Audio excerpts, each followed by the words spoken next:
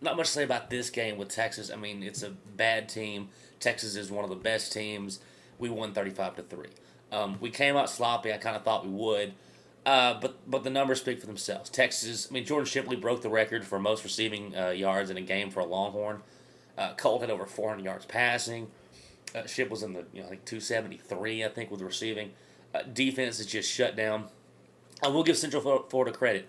They came in with a game plan. They wanted to run the football and control the clock, and that really kept us from really running the score up on them. They just don't have the athletes compared to Texas.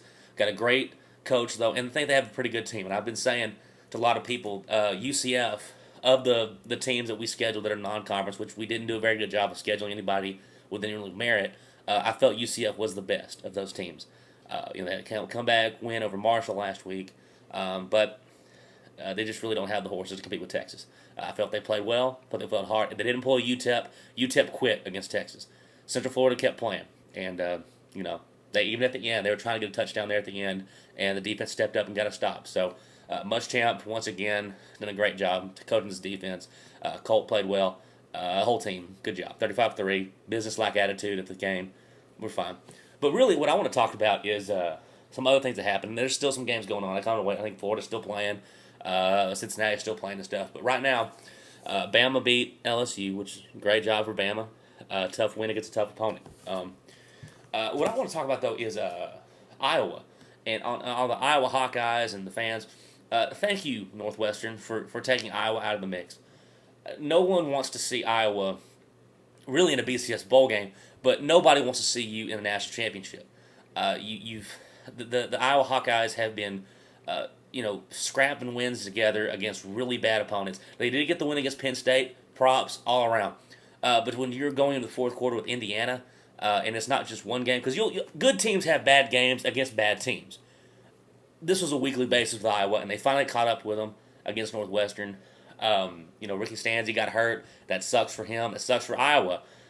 Would they probably won that game with Stanzi? Probably so. But that being said, even without Stanzi, if you want to compete for a national championship, you've got to beat Northwestern at home. And the fact that it's at home really hurts any kind of credibility. And I know Northwestern's got Iowa's number. I know how that feels. Kansas State's got Texas' number. We'll talk about that in a second. But Iowa's done. A lot of Hawkeye fans talking about how they're going to jump Texas. Let me tell you something. No matter what Iowa did, if Texas went undefeated, we're going to national championship. I don't care what the computers would have said. The voters are putting Texas in. We sell more tickets. More people want to watch us. You want to look at the ratings from 2005? There's a spike there from when Texas and USC play each other. People watch Texas. Okay? So, Iowa, and that's a messed up part of the system. I'm not saying that's right, but that's how it is. And so, with Iowa, don't have to worry about them anymore. There won't be a Big Ten team in the national championship as long as the top teams take care of business. Oregon went down to Stanford. Stanford's a very good team. When they're up and rising team, that's tough going to that place. After beating USC, it's pretty difficult for Oregon. Couldn't get it done. They're out of the picture. Cincinnati still have to play UConn tonight. But what I really want to talk about, and this worries about me, and this is just a little bit, Kansas State beat Kansas. Now, Kansas is probably the biggest disappointment in the Big 12, a team that was looked to compete for the North, and I'll maybe even give some of the South teams a run for their money. Kansas is garbage. We play them in 2 weeks. We should blow them out. Kansas State looks like they're going to win the North. I had them at the bottom, and Bill Snyder, props to Bill Snyder, and it's not over yet, I know, but Missouri got beat by Baylor, so God, the North sucks. But that does suck for Texas because that's a team that's got our number, and we're not there. I'm not proclaiming Texas Big 12 South champs yet. I'm not saying that. But it looks like we have the best shot at it.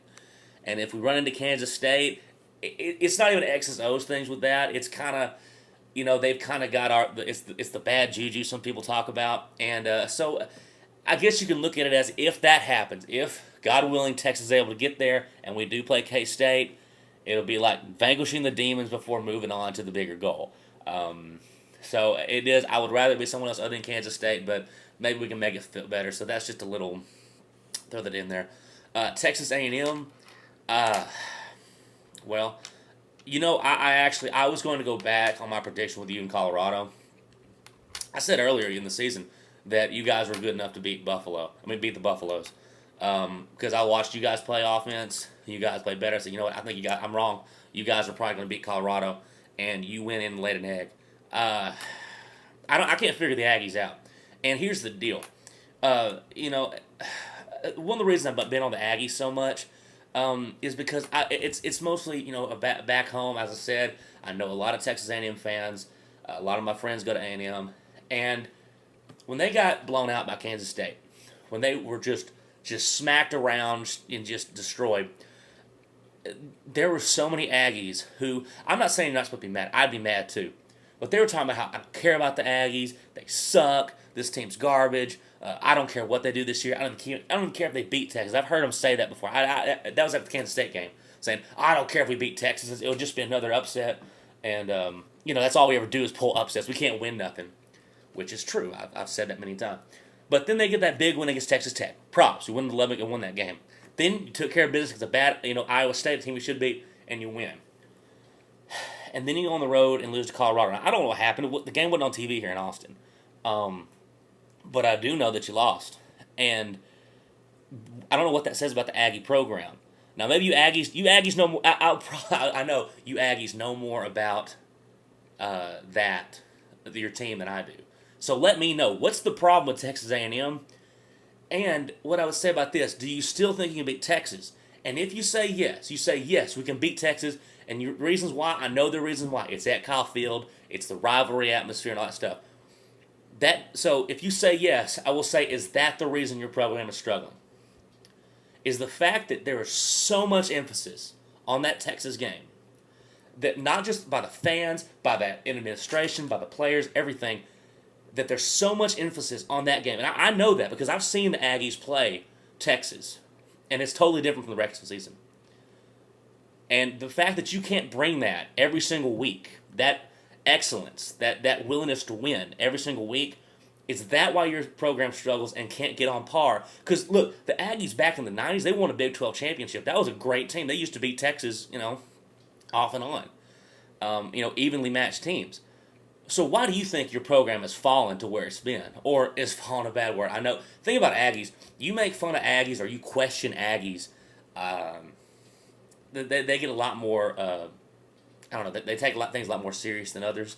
And so I'm not trying to rip on them. Actually, I am, because I think it's fun. And kind of setting up for weeks to come.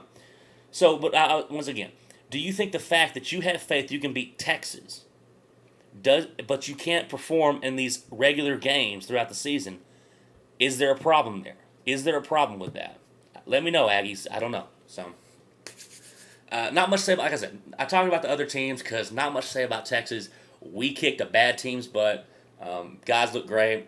And we got Baylor next week, which they beat Missouri today, which, I mean, congrats Baylor. I mean, congrats to you guys, but, I mean, Missouri, the North is horrible. So, hook 'em horns, Texas fight, and Texas A&M. I'm trying to get some juice going for the next 3 weeks. Why is it that you can play good against Texas, but you can't win the regular games that help you build a season and build a program? The question's out there. See you guys later. Hook 'em horns, Texas fight. Great job, Longhorns.